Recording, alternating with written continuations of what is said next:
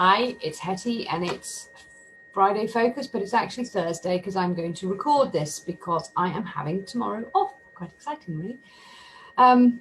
So this is rather apt, as I've now found out after something that happened to me yesterday. We're going to be talking today about why it's important to separate your business and personal finances. Now, if I hadn't done this yesterday, I was nearly a victim of identity fraud, and I very nearly passed money over to who I thought was Lloyd's Fraud and was a complete and utter scammer. Now, if I had had everything in one account, I would have been done, and I probably would have lost almost everything as well. It was the most scary thing I think I've had to do in a very long time, or I did in a very long time. I felt violated. I felt stupid, felt really stupid being an accountant and still not recognizing what the heck was going on.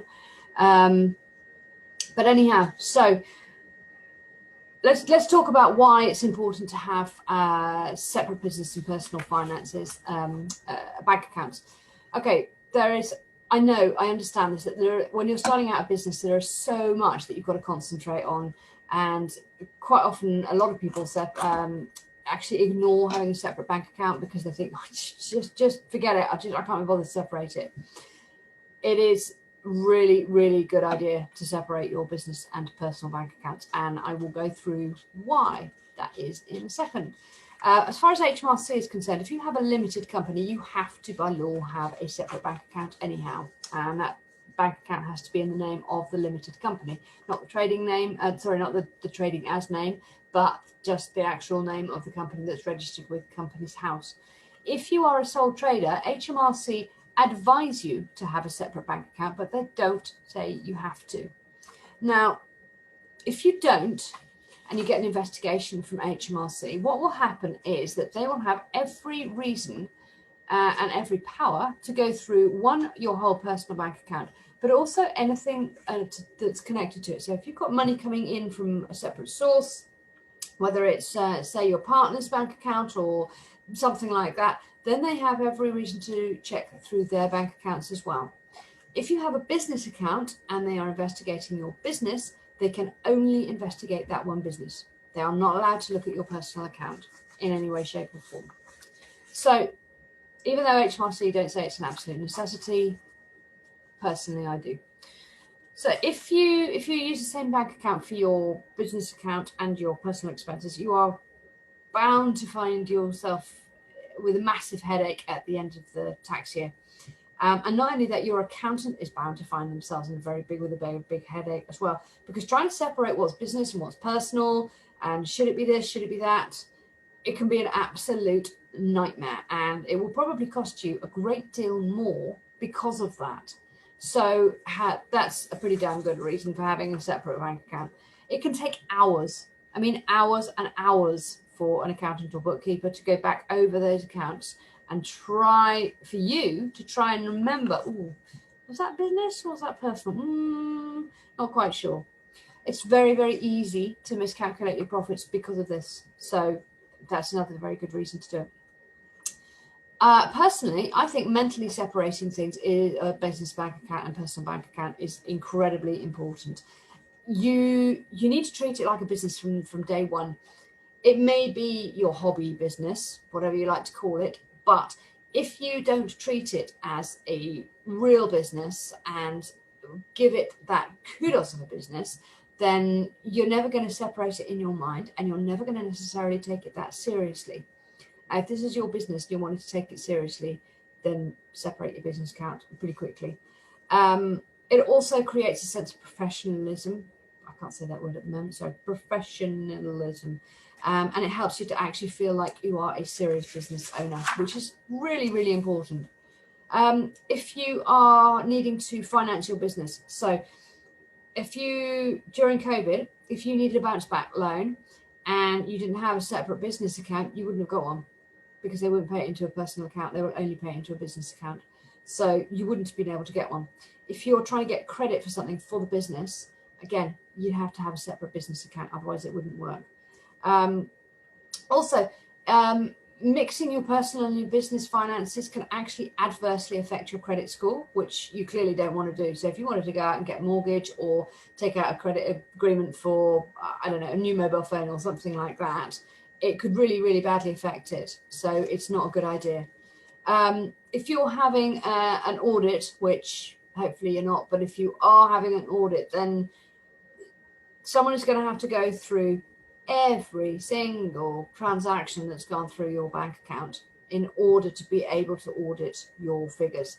Now, if you do have to have an audit, then it's absolutely crucial that you provide the accurate, easy to follow financial records. Otherwise, it'll take them forever and a day, and it shows that you are not serious about your business.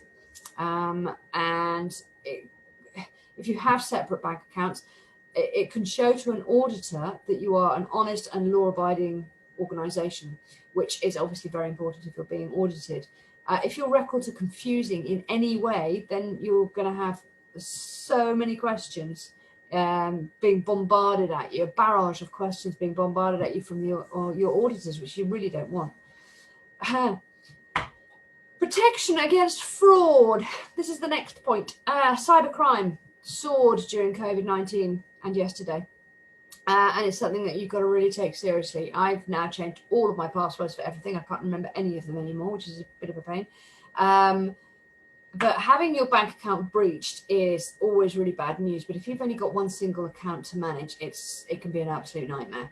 So please seriously think about this, because as I say, I had it done yesterday and it was really scary. I was in such a complete and utter state that I was making some really silly decisions because I couldn't get my head around it. And this person, who sounded, as per usual, very well spoken, very plausible, everything he was saying was absolutely fine, until he said to me, what I want you to do is I want you to take the money out of your account and I want you to put it into a secure Lloyd's account, and it will be there so that we can then close down this account, and then you go into your branch tomorrow. You've got an appointment at 2:15 tomorrow to see this woman called Maria Janat. This is her badge number. I mean, he'd organised the whole thing.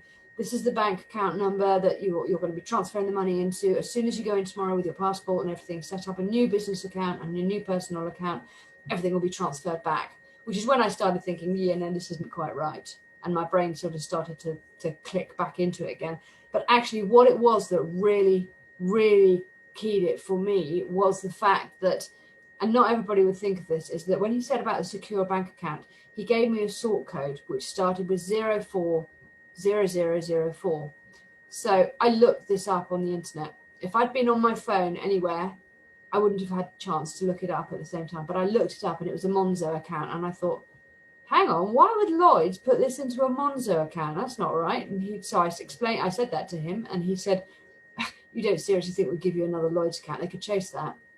And that's when he started being a little bit arsey, and I started thinking, this isn't quite right. I was also making a great deal of noise at this moment and crying a lot and shouting, and my husband came in and he said, put that phone down now, do not transfer any money, what the hell do you think you're doing? Think straight, you're an accountant, think. Which is when I sort of went, what the hell am I doing? But if somebody asks you to transfer money into another bank account, check up that sort code. You can put the sort code into Google and you can sort it out. You can look at it to see where it is. So the summary today, before we all go off for Easter, is separating your personal and business bank accounts is absolutely essential. It helps you be more serious about your business. It helps you keep a really close eye on what's happening with your business. And as we all know, I'm very, very keen on your numbers and understanding your numbers, and it's just so important. But it also gives you an air of professionalism. So I hope you all enjoyed that, and you have a lovely Easter, and I will see you next week. Thank you.